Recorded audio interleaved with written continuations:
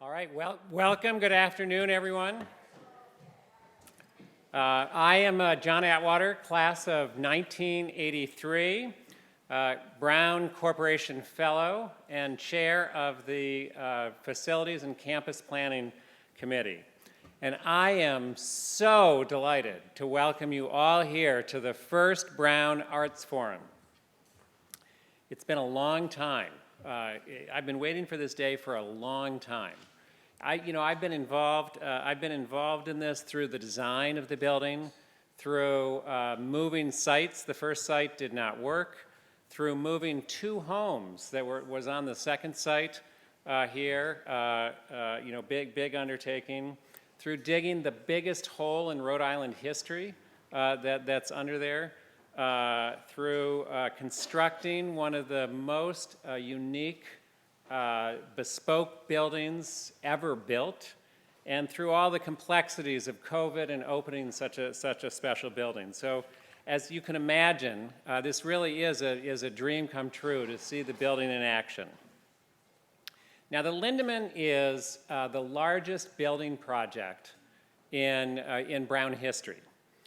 It will greatly amplify everything that Brown does in the arts, which obviously is tremendously beneficial to everybody in the arts departments. But what about everybody else at Brown?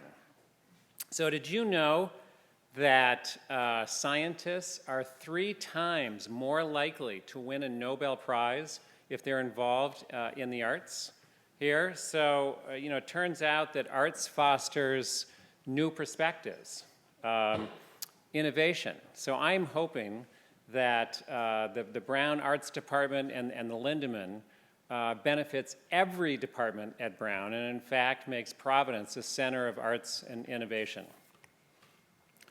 So let's talk a little bit about the program today. After my brief introduction, there'll be a panel discussion for about 45 minutes, followed by a Q&A session, and then there's a reception that we hope you'll all come to right after this in the lobby. Let's turn to a brief introduction to today's wonderful speakers. In the lobby is a QR code, so if you want extensive bios on each of them, you can get it then. And so I'll just provide a brief introduction. Craig Barton will moderate the discussion. Craig is the university architect and the professor of practice of architecture here at Brown. Craig has primary responsibility for selecting the architect among many other great things that he's done. The architect that he selected is also here today. That's Joshua Ramus. Joshua is the founder and principal of the firm Rex. Josh has been a wonderful partner in imagining this magic building. Now, the building is remarkable in how spaces can transform, but what I believe will be truly magical is how it will transform the experience of both the performers and the audiences. Finally, we have Avery Willis Hoffman. Avery is the artistic director of the Brown Arts Institute and professor of practice of arts and classics. Avery is in charge of bringing the building to life here. Now, I'm sure you all agree that this is the perfect group to inaugurate the first Brown Arts Forum. So without much further ado, let's welcome them to the stage. Thank you.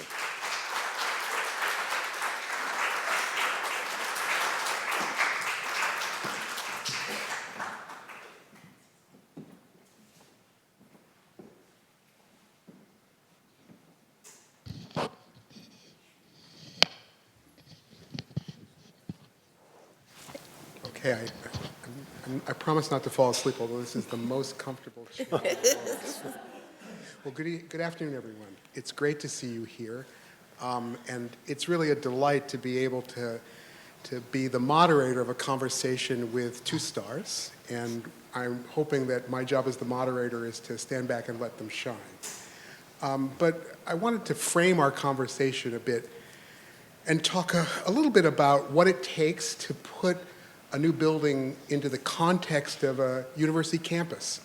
On the one hand, one could imagine that it's really, the game of finding the appropriate site that is big enough to hold your building and finding the budget to actually execute the project and all of the various tradespeople who will put their resources together to move the project forward. And that is a part of the process. But maybe a more critical part of the process is finding the team that can both envision the project, but also think about how it will be an addition to the culture of the university and how it will project the university forward in some way, shape, or form. That means quickly building a kind of fluency with the language of a particular institution, in this case Brown.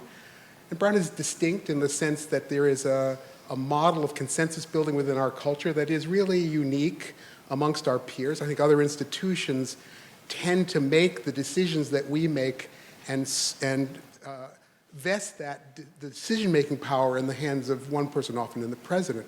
In this case, it's the group of folks who are involved in making the conversation and making the decision is quite broad and includes members of the facilities group, members of the faculty, members of the board, as well as the president and provost.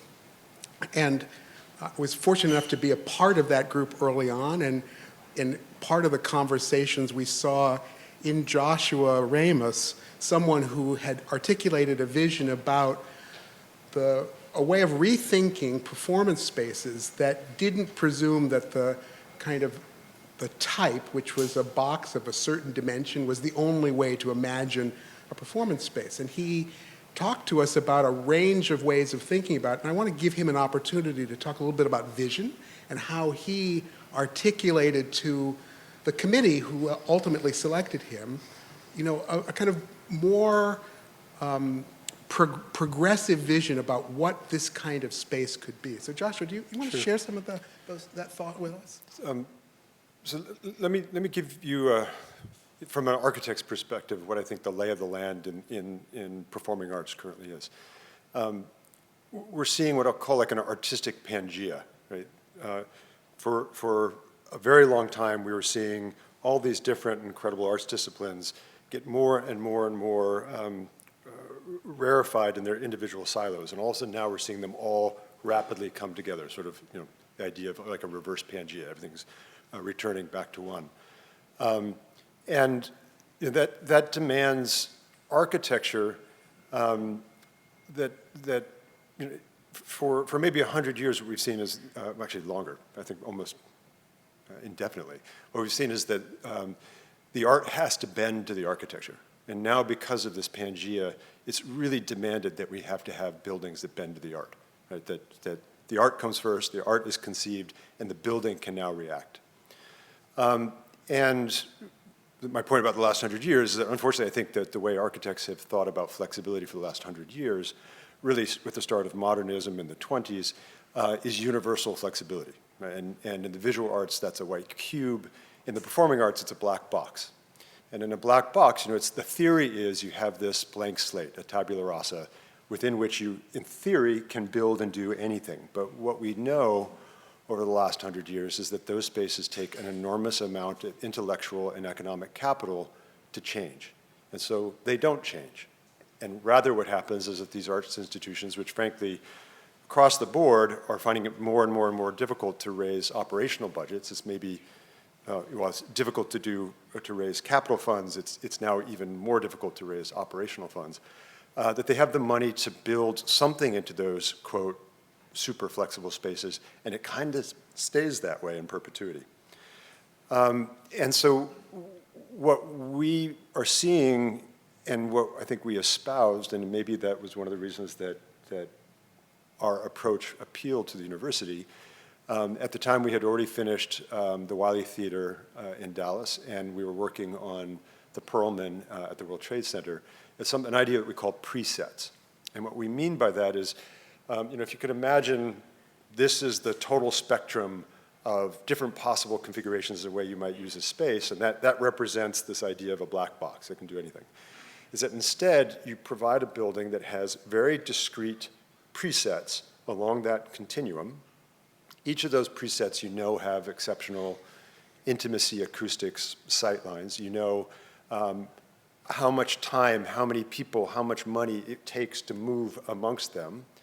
And those presets also have the infrastructure built into them to also let them transform a little bit. And so imagine you have these presets along the continuum, and then you can kind of make them fuzzy, right? And what you see is that if you have that approach, it means that you actually start to cover the entire spectrum of possibility.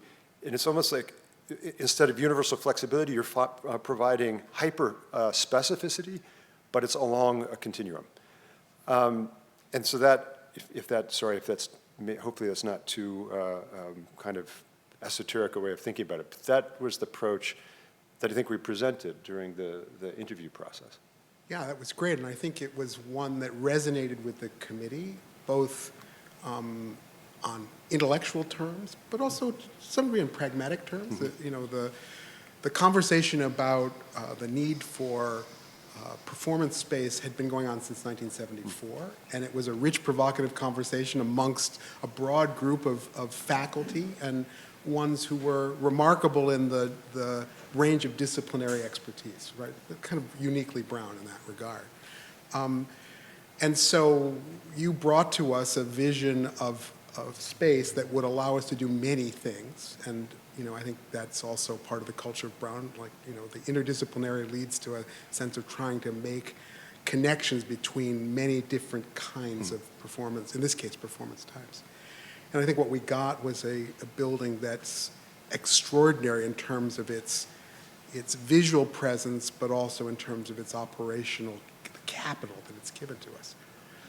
But I think we all know that buildings are, in and of themselves, not the thing that makes universities. It's the content and the way in which the building is used. And so, Avery, you came to us after Joshua had worked with us for a little while and set some of the ideas in motion.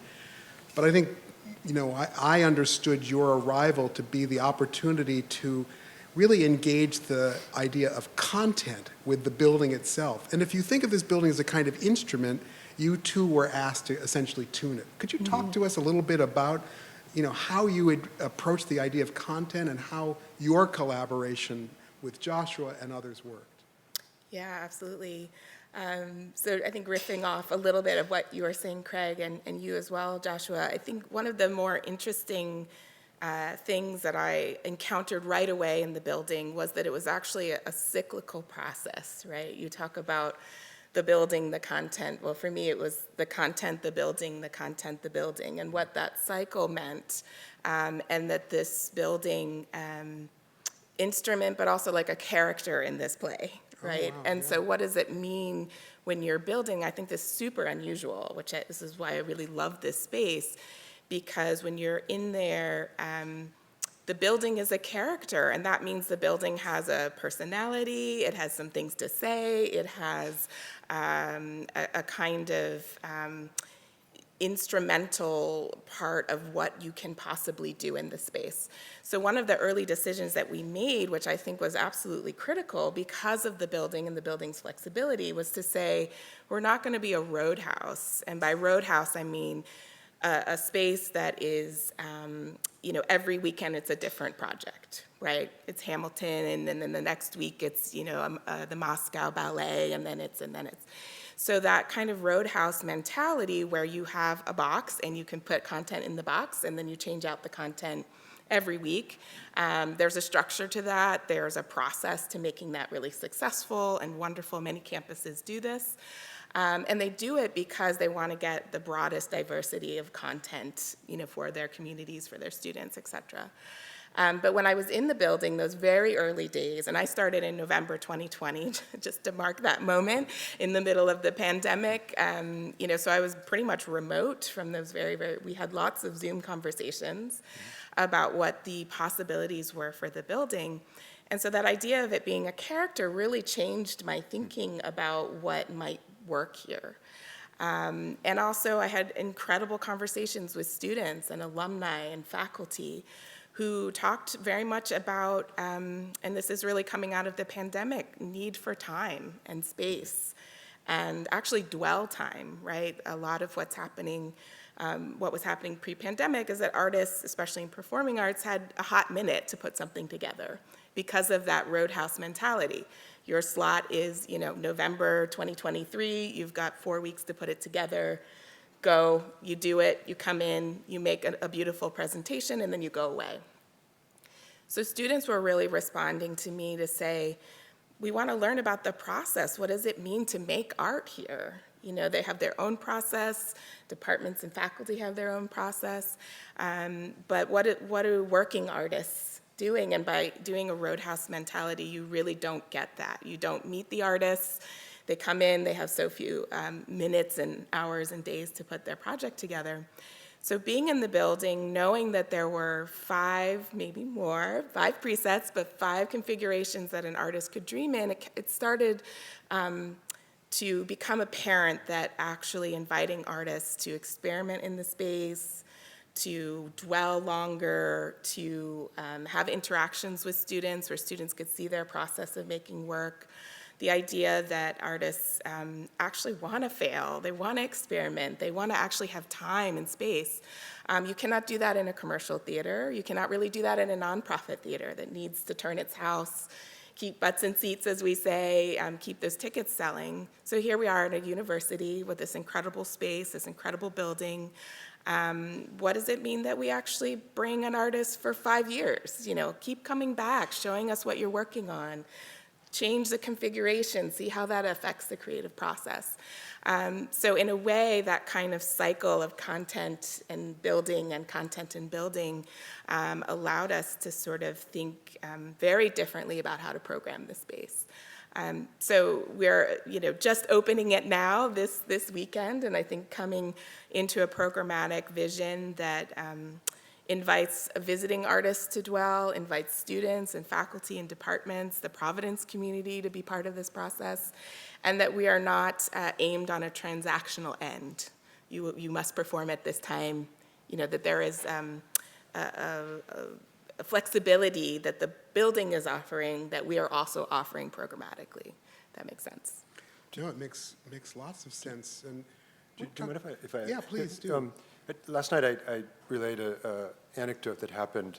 When we started the project, we actually collectively decided to suspend design for a period and do what we called a thinking phase. And that thinking phase allowed us, the design team, to engage all the stakeholders in the Brown Arts Institute and get beyond just the brief that's just a series of numbers and performance criteria and so forth, and really get back into what was the aspiration of the project. And had a conversation with Rights and Reason Theater, and the then senior managing director said this really beautiful thing, and someone catalyzed the idea of the project for me in particular. And she said, you need to understand that at Brown, performance is not the end. Performance is a crucial piece of research within our process. And so that idea that this was a space not just to perform, but the idea to workshop and to have students and really anyone within this university ecosystem engage the creation of art, and also a recognition, I can tell you it's true in architecture, there's almost a moment in which you have to go backwards on every project. You get to a point where you realize, oh, now I really understand what this is, and I have to break it apart again. And that idea that the building is intended to embrace that moment of tearing apart and then rebuilding, I can tell as an architect, like it was a super beautiful and important thing to be said and acknowledged. And Adam is up here, who the two of us worked on the project from day one. I mean, he can attest to how many times we actually referred back to that statement. Oh, that's great. This building is remarkable in many, many ways. And I thought you said something quite, thoughtful and provocative about the way in which it plays with the idea of building typology, right? What do we think of as a theater, right? And often I think the notion of a theater is that one suspends disbelief as you move through the doors of the theater and into that space. And there is the sense of the wall that divides the public realm from the realm of the theater.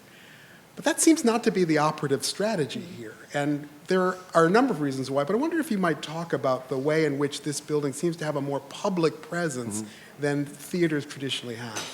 Sure. So maybe I can say two things about that. The first is that, the brief was very clear about creating a structure that could basically be like an arts crucible, where all these different arts ideas, and frankly, ideas beyond the arts, the idea that you would have an applied and computational mathematics student working with a dancer, or a chemistry professor working with a painter, that the arts should bleed out way beyond the sort of conventional bounds of their art forms.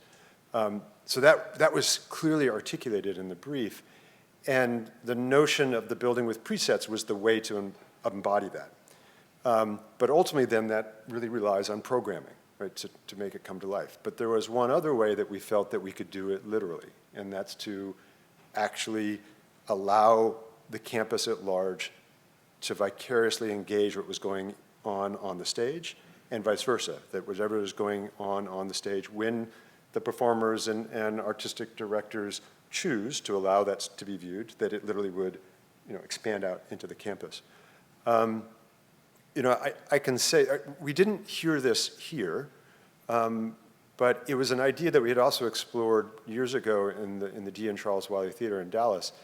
And I will say that there are moments in which the arts community is critical of that idea because they feel that it demystifies the art form. What I can say from what we learned in that project is whether that very well may be a valid argument. But what I can say is that by revealing the contents and how art is made, seeing people building scenography or blocking scenes builds excitement and patronage. And so on that building, I very much hope here, is that people will start to see, just as we were talking about, that performance is research, that people will start to see how performance is made and how it is not just this perfect thing that they get, but actually they start to understand all the things that go into making it, and that actually increases their desire and interest in the art.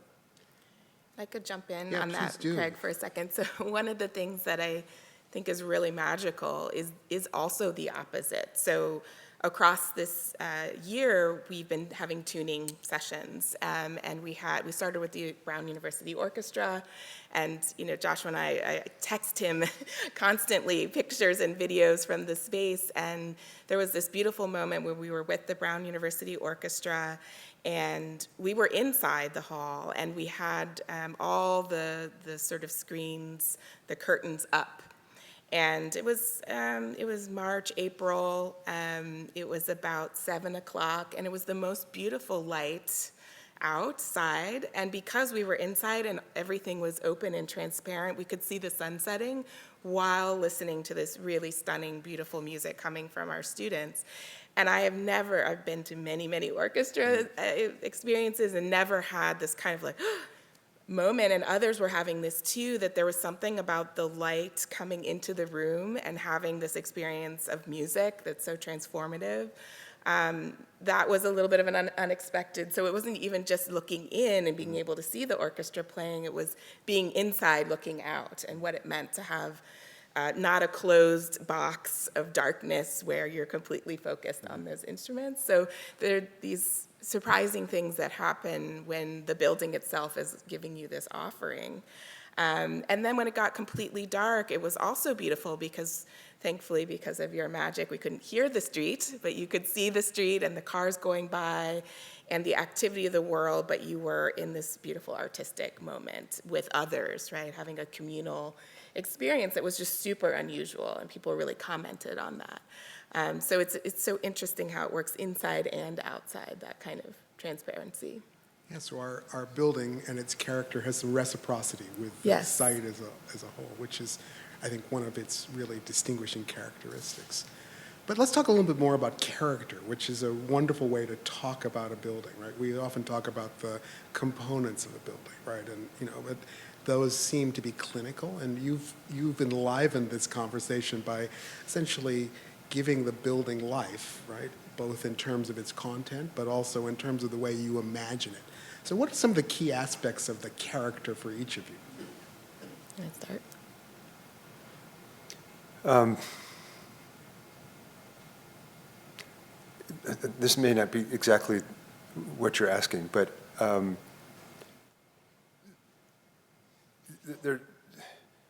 first I'll say that there's no better client group than artists, right? Just, historically, they almost always work in kind of,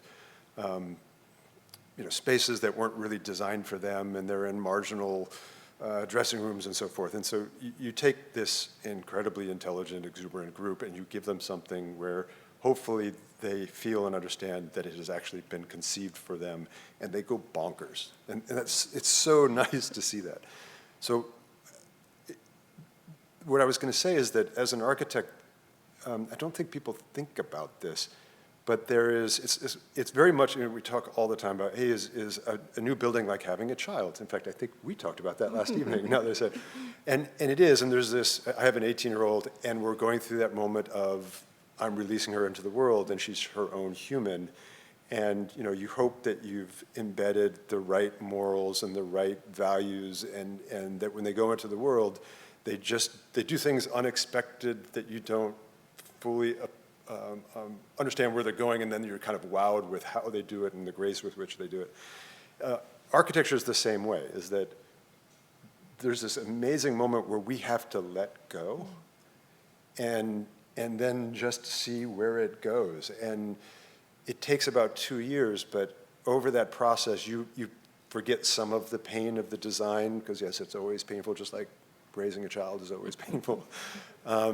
And then you see them take it in their own direction, and that's actually the most rewarding moment, is where you have a perspective on it, and it's become theirs, and it's not yours, and you just become a spectator. That's actually the best moment. Avery, how? Yeah, I think in terms of the character of the space, and I don't know how many folks in this room, how many folks have actually been inside the building? Ah, amazing. Okay, lots of people. So I think for me, and I'm literally looking at it, so that's helpful, there's so many places to play in, which I think, and by play, creative play in, even looking now at the lobby and the extraordinary public art piece we have by Leo Villarreal, that it's always on, it's always activating and welcoming you into the space. The promenade, which is, for me, an unexpected place to do so. I keep imagining we have an organization here on campus called Fashion at Brown. I can't wait to have them in there doing a fashion show down that promenade. The characteristics and then also the character of the space outside of the main hall is just super dynamic. Thinking about, we have studios on the lower levels and what can be made in those studios in terms of experimental work that maybe then appears at different places on campus. Like the fact that the building itself is providing these spaces, that's probably true in most places, but there's something just different about, maybe it is what you were saying before, the exposure to activity. That you can see, that fashion show, for example, I think would be super interesting if the audience was outside and looking into that promenade and seeing these amazing, fashions, literally promenading down the promenade. What does it mean to kind of upend your audiences, where your audiences are? I think the main hall and its configurations, you talk a lot about it being a transformer, like from Transformers, like it's literally a transformer. So as you come to things across the year and in the years to come, the space is unrecognizable in every configuration. So when we were doing our tuning sessions, when we were in a really intimate space, it had a feeling. When we were in the orchestra, it had a completely different feeling.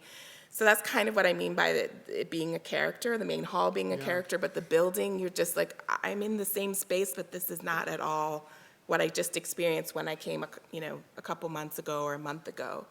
And so it means that you can activate spaces with a creative touch that you may not have been able to do when you had a space that you had to bring in different infrastructure to make it feel different.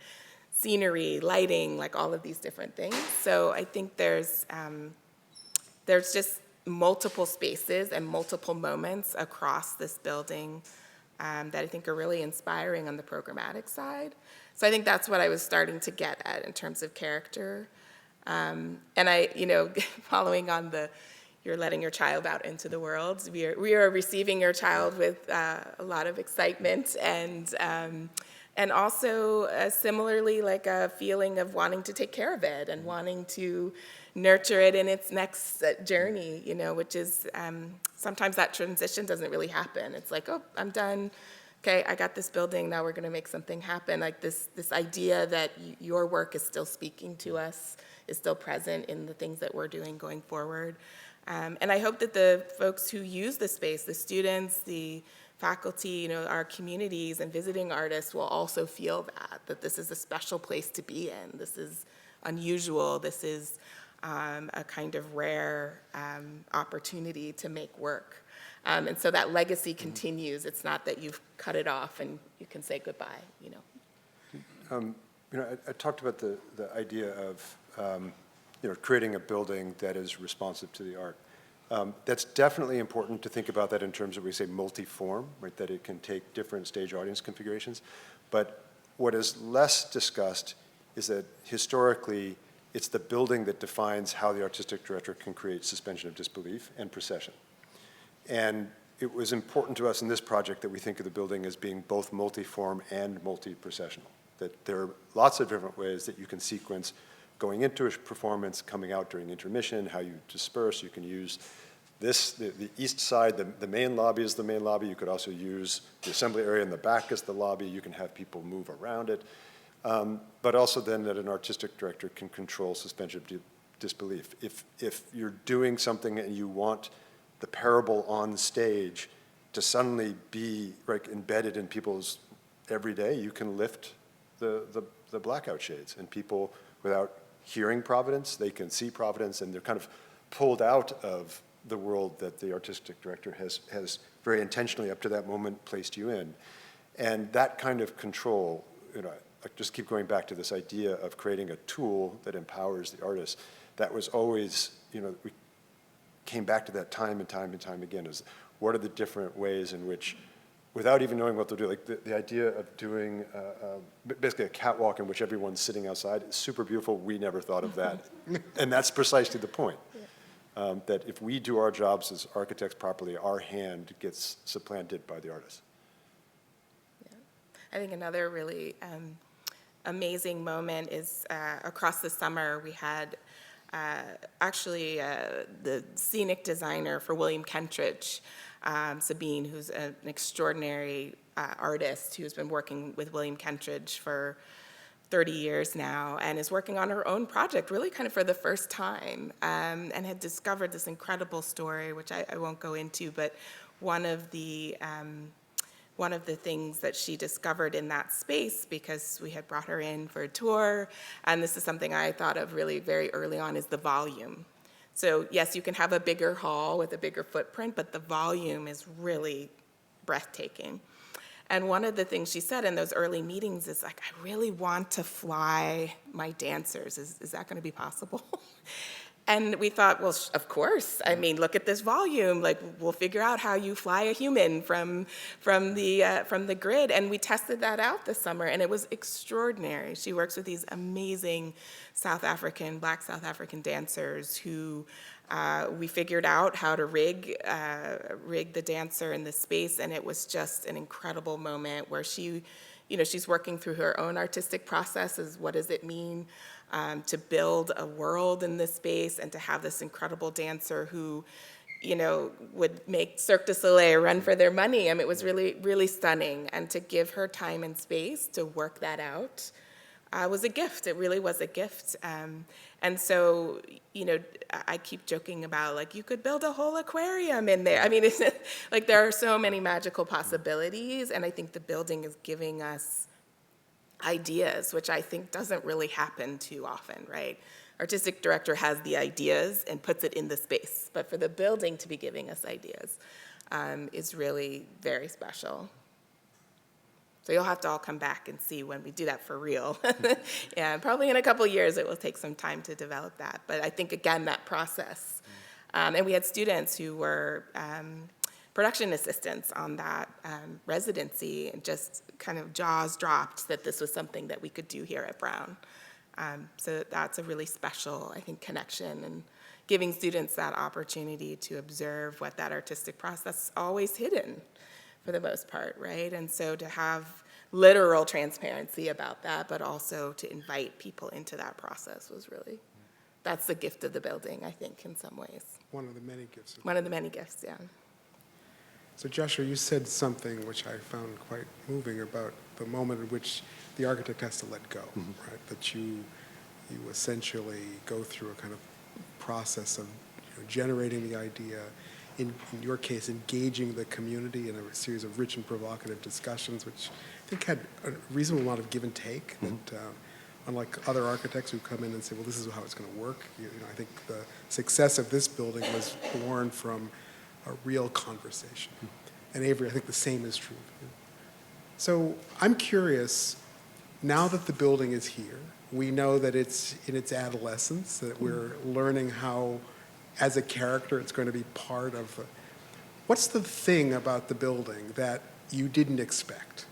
What's the surprise that you found?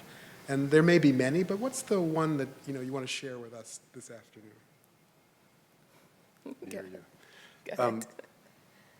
The thing that has surprised me the most, we actually knew it. I just didn't expect it to respond to it so strongly. So the building structurally is a big bridge, effectively, right? You've got two piers, one on this side and one on the other side. They're totally symmetric. There are elevators and stairs in both. And then there are big trusses that connect them, and it's literally just a bridge. And it's from that bridge that we call the gantries. These are the 5 balcony elements that can shift in the space to change it volumetrically, at least in terms of the walls, are suspended from that. And part of our conversations was there was a moment where we really advocated not to save money by adding columns underneath those bridges, the big trusses, but actually let them express. And so when you stand in the space, and again, we knew this was the intent, that you would stand in the main hall and you would see this big expanse if you look either south or north, and there's no structure. Right? It's like a mail slot, and that mail slot is 8 foot 9 inches tall. I guess as much as I knew it, there was something, even before the space was finished, when they were just putting the steel in, Adam and I went in one day and we just stood there laughing. Like, we were like, that's nuts. Like the experience of being in this big space and not seeing the structure, I didn't expect it was going to be that profound. Now, others may not get that or have that receive it the same way, but it just really surprised me that it was that dramatic, unexpected. Avery, what about you? Well, I think one of the surprises, and certainly some of the surprises that people tell me about, is that the volume that you see above ground is the same volume, essentially, I don't know if it's exact, that you see that is actually underground. And I think for me, as we think about scale, and so, students here at Brown are incredibly creative across many disciplines. And what I'm interested in is how we build scale. So we build programs for students through small, medium, large, right? This building actually gives us that in one space. We have other spaces across campus, obviously here in Granoff, in the theater department. There's a lovely little black box in McCormick in literary arts. There are spaces that are kind of small and medium that can encourage students to do that experimentation and then scale up to the next level. And when you get to the Lindemann main hall space, that is like a professional space. It's very, very large. You can't start there, you need to build up. So the fact that below ground there is the opportunity to do that scaling up process is very exciting. So you have the Riley Hall, which is the same footprint as the end stage configuration of the main hall, which is also a gift, by the way. That's very rare, especially in the performing arts, that you have a space where you can tape out and figure out everything before you go up on stage. So to be able to invite students to think about how they scale up in the building where they might eventually present work, and this is part of our culture evolution to say it's going to take time to get from that small, medium, large, and many students, especially undergrads, have 4 years at least to go through that process. But during the tuning, we actually put pictures of those below level spaces on the railings. And I occasionally encounter students like, I had no idea that there was so much below ground. And that there's studio spaces, there are dressing rooms, there are places where people can practice their instruments. That was just a moment of surprise that I think we're still, trying to communicate, because you don't see it. And I think also just externally, this looks like you could have six floors up there, this amazing box on top of this incredible clear story, but you walk in and it's one space. And that, I think, is a surprise to folks who kind of have an imagining as you walk by it every day on your way to the class or to work, and to go in there and see that that is one space is really a kind of an extraordinary moment that we at the BAI are working on trying to communicate as well, that this is a place where these studios, we have classes in them now, right? That these are being actively used as arts research, as experimental spaces. So it's, there's so much opportunity, and that scaling is just a really fun thing to figure out that we could actually do in one space, which is exciting. Maybe speaking about the evolution of why it is such a tall space is probably interesting, because it's really, it's super important to achieving the holy grail that is that project. The holy grail is, historically, no one's ever been able to combine these smaller, more intimate spaces like end stage theater and media cube, small recital space, with an orchestra space. And the reason for that is that orchestra spaces typically just have an enormous amount of volume to accommodate the energy of a 100-piece orchestra and a 70-person chorus all at once. It's just, acoustic volume, or literal volume. But the unusual thing here is that the university is not an enormous university, the city is not an enormous city, and it therefore didn't seem out of, unusual to create an orchestra space that might only sit 550 to 600 people. And that was a really key aha moment during the thinking phase was, okay, well, suddenly then we can greatly reduce the footprint of the main hall, and push all that volume vertically.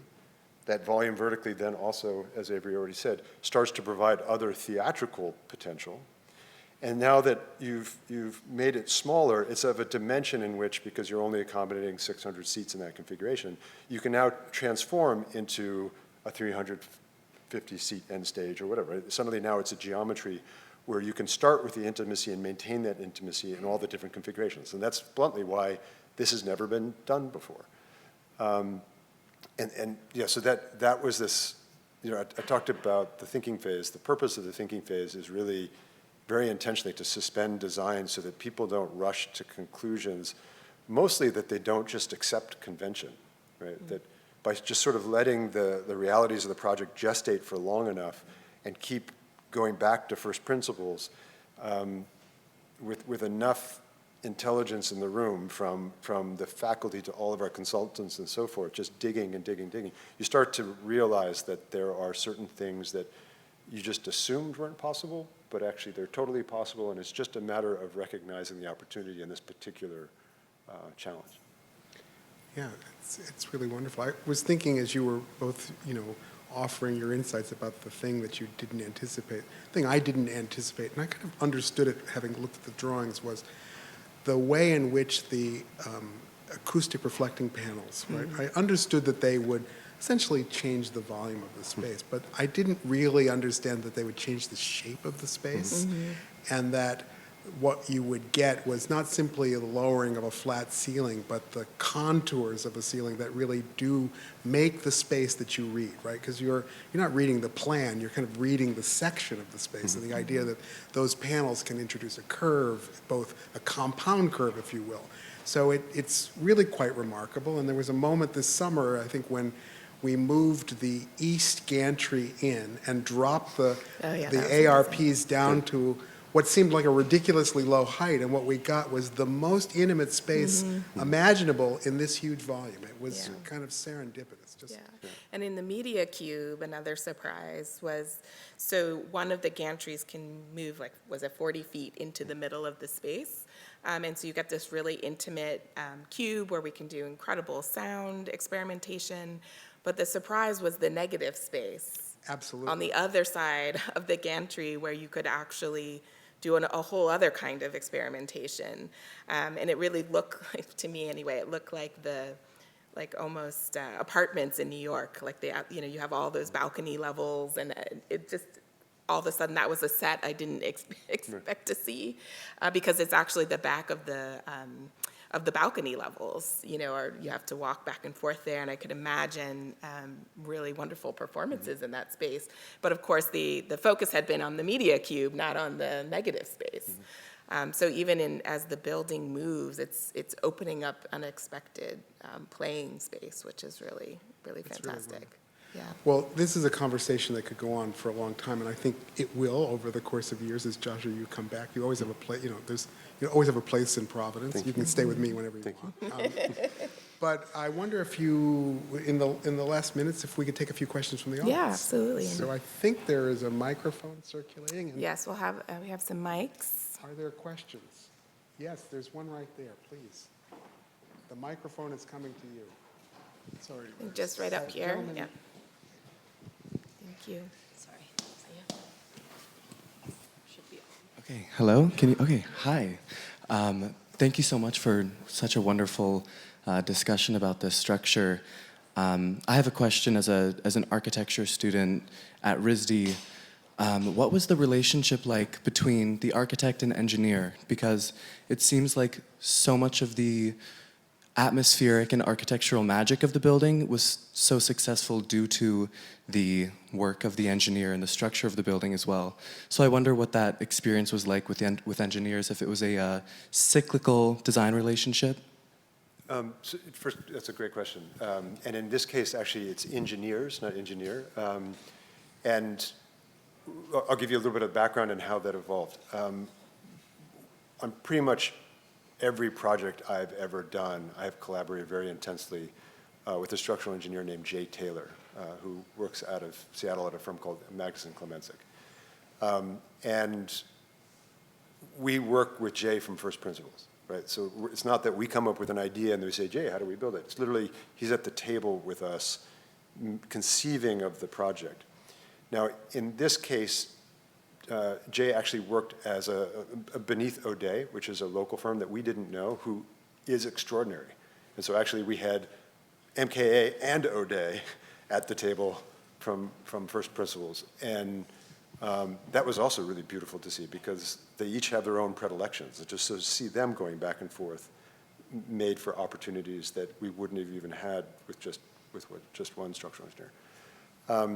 But I, if I could say anything to a young architect, is that, we talk in the firm a lot about productively losing control. And I would just encourage you to productively lose control, meaning we so desperately want to control everything that then the product is only as good as us.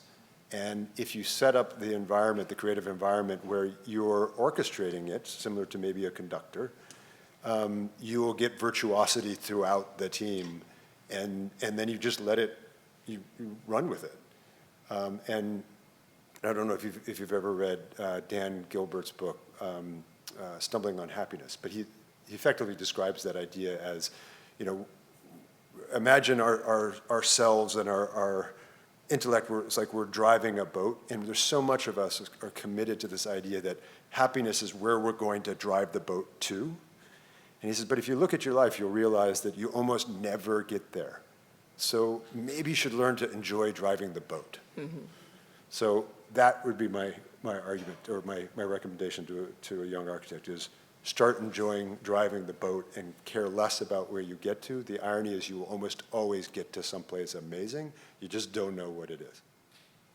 So interesting that you say that. I'm thinking about the piece in the Times, and for those of you who haven't read it, there's a remarkable piece in the Times about Joshua, both as an architect and as a person, and well worth reading. But somewhere in there, your former colleague, current colleague, Rem Koolhaas, said that you're in some way uncompromising, and yet the way in which you describe the process is in fact about reciprocity with a group of others, that it's not a single person who's building this, but actually a team in which there are virtuosic moments from all of the participants, and you as the director curator have to figure out how those are all integrated into the final result. Does that sound, am I describing a process that's ideal or the process that you thought took place?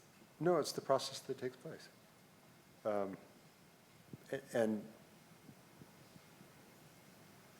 I think that learning to let go is something that certainly as an architect, like I've had to acknowledge that and learn how to do that over, I think I was much less good at that when I was younger, and to the detriment of the project, and so learning to allow that to happen. Adam again. So Adam and Davis from our office are both here, and I will say that as I'm getting older, and now as Adam's starting to get older, I think we have to learn to kind of keep our mouths shut sometimes, because we have seniority, we can very quickly quash an idea that a more junior person can have, and it might be true that 9 out of 10 times what they're saying is silly, but the reality is that 1 out of 10 times they reinvent the wheel, and if you're too quick to go, oh, I know that can't work, if you're too quick to do that, man, you miss the 1 out of 10 times they reinvent the wheel, and a project that reinvents the wheel twice in an entire project is going to be an extraordinary project. So you can't quash those moments. Wow, great. I think, yeah, please, there's a question. Alice, is that you? Yes. Just wait for the mic, yeah. Thank you. So in the spirit of driving the boat towards happiness and in the idea of a performance arts building, is there a time when the building itself can be the performance? Can a person be in the building while some of the movement and the change is going on in the building? Or is it, you keep talking about this movement, I'm waiting, like it's watching, sometimes we stand and we wait for lightning to strike and we want to see what it looks like in the sky. Right. What is it when it moves and how can a person participate, see it, or is that part of your thinking? So, the key question is life safety. And Just a There's little thing. and so, you can't be on the floor and you can't be on the balconies as they move. But you can be in the space when the ceiling moves. The technology of the ceiling is not so dissimilar from those cameras now that, are at the US Open or a football game. They're sort of whizzing around over everybody's heads and taking it. So the ARPs, the acoustic reflector panels, which is what Craig was talking about, they can basically take any geometry. They're very simple. They're just like chips, curved square panels, and they have 3 different cables on them, and they can move up and down independently, but they really can take any geometry, right, independently. And so if orchestrating them together, you can make an arc like this. You can drop them all flat. You can do this with them. They are literally an instrument to be tuned, but not just acoustically. And my guess is it probably hasn't been explored, but at some point people are going to start to realize that it's also a theatric device. That, hey, I do want to create the full volume there, but I'm going to drop the ceiling down to 9 feet off the ground. And that's not a space people have. That's a student's going to come along and want to program the building, Yeah. an electric piano or guitar. Yeah. And that moment, although I wasn't here, I got these amazing videos from Avery, talking to the acoustician. the moment of having the symphony on stage, I'm going to say something. If there was a group that had some trepidation about the project, it was probably the music department, because their concern was that somehow in all of this, the acoustics will get sacrificed. And I won't go into all the technology and the process that collectively everyone went through to make sure that didn't happen. But what he described was having the symphony on stage and literally changing the ceiling, like tuning it like an instrument while they're playing, and having them go. Which we did during the summer. Yeah. And having them suddenly go, I mean, they knew it, but to literally see that, wait, I can tune the building, and I can change it during a performance, and I can do one movement in one configuration, and I can do the adagio in another configuration, and that suddenly they went from sort of slightly reluctant enthusiasm to just like, great, like we're totally into this idea. They can also hear each other for the first time, Yes, which that was was, yeah. a major moment of success that different sections of the orchestra previously had not been able to really hear each other and communicate across a movement, and that was, they were like, I can hear. What was magical when the acoustician, Carl Gielgud from Thresholds, came to one of the tuning concerts, and the orchestra played a piece. Carl came down and, did a little bit of Q&A with the orchestra, and then went back up and essentially repositioned the ARPs, and then came back and took more notes and repositioned them so you could hear the difference in each of those iterations. Yeah. Really was. And I have to say to your question that there was something really wonderful about the tuning phase that I actually hope we keep doing. In a way, we need probably a year to just keep tuning. And by tuning, it was not just the acoustics, it was also operational. And I don't know if any of you were here during any of those tuning moments, but the audiences loved it. I mean, it was a working rehearsal. Carl would stop and say, okay, just pause a second, there would be a reconfiguration. And the audiences really enjoyed to me, it's the inside of the process, right? We do that in the arts, but the audience is not present because it's not perfect. It's not ready to be, for you to spend $100 on your ticket, right? Or whatever it is in those spaces. So there's something kind of wonderful. I think the movement of the gantries is tricky for life safety, but there's also a film possibility, right? Like we've started to take we can speed up the filming of it so you could see how these configurations happen. So there's something magical about a digital representation of that. But also, if you come tonight to tomorrow for the orchestra, and then in a couple weeks you come back for Carrie Mae Weems, and there's an amazing visual art object in that space instead of the orchestra, you are getting that sense of drama and how the space has been reconfigured without seeing the walls move. And they don't move that fast also, just to say. They don't move It's not like... I hope to talk to you after the performance tonight, because this may be the first, how do I say that? I hope that you will be shocked at how spatially different it is tonight from how you saw it last night. And that you will be, it, you expect it, but you're going to go in and go, wait, how it happened.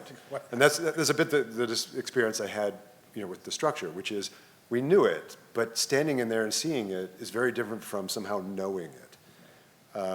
And I hope that you'll be really surprised at how experientially different it is. So that's a wonderful place to end for the moment. I'm going to say, I think Tom had a... Well, Tom, I'm going to give you a shout out, so let me... We're going to have a reception, so can I ask that our questions, the next round of questions, take place more intimately in the reception? But before we leave, I wanted to just say one thing, that, this is a project that required the guidance and support of lots of people, President for sure, but also members of the corporation. There are two here that I wanted to shout out. Tom Tisch, our Chancellor Emeritus, who's sitting there with a question in hand, and John Atwater, who chairs the Facilities and Campus Planning. And it was their ability to say at moments in which we all had slightly weak knees, no, you got to just move forward. This is a great project, and it's going to be, I think Tom used the word leapfrog. It's going to allow Brown to leapfrog not just the step function, but to leapfrog our peers in terms of what we're going to be able to do. So please join me in both a round of applause for John, Tom, and our guests.